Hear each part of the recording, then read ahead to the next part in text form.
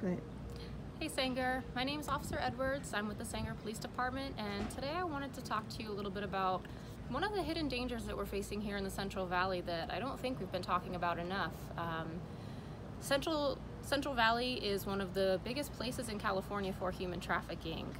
California is among the top 3 out of all of the states for human trafficking, and 3 out of the top 10 cities for minors engaged in any kind of human trafficking or sex trafficking are also right here in California. So those numbers are pretty scary just by themselves. I know that it's really easy to think of human trafficking as something that happens to other people or that doesn't happen here in our community, but the truth is it does.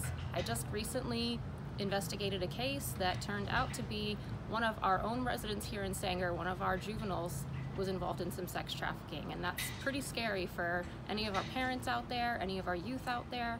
So I wanted to take a minute and tell you guys about some things that you can look out for, some ways that you can protect yourself, help protect your loved ones.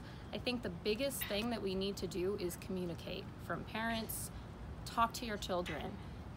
Record what they're doing on social media, watch their activities, know who they're talking to, who they're spending time with, talk to their parents. Talk to their friends' parents. Just get involved in any of the activities that they're doing. Make sure that you know who your kids are associating with. I think that sometimes as parents we struggle between giving our youth some more freedom and between feeling like we're being too overbearing and protecting them too much. But this is a real problem, and it's something that directly affects our youth here. So I think it's really important that you stay on them, have those open lines of communication. Some other things that we can suggest are some warning signs to look out for, and this goes for both parents and also for youth. There are warning signs that you both can look out for together. Some of those would include things like strangers approaching you online, people that you don't know asking to meet up, people asking for photographs, or just anything that makes you feel uncomfortable, basically. Go with your gut. Some other things that parents can look out for with your teens and with your children.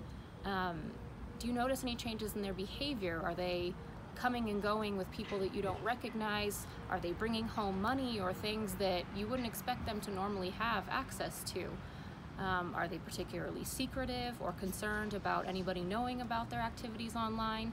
Things like that may seem like just problems with teenagers, but in reality they can be indicative of a far bigger problem, and nobody is immune. It doesn't matter age, gender, sexual orientation, anything like that. Anybody can become a victim, so it's really important that we watch out for each other. For my youth out there, make sure you're being safe online. Keep your profiles private.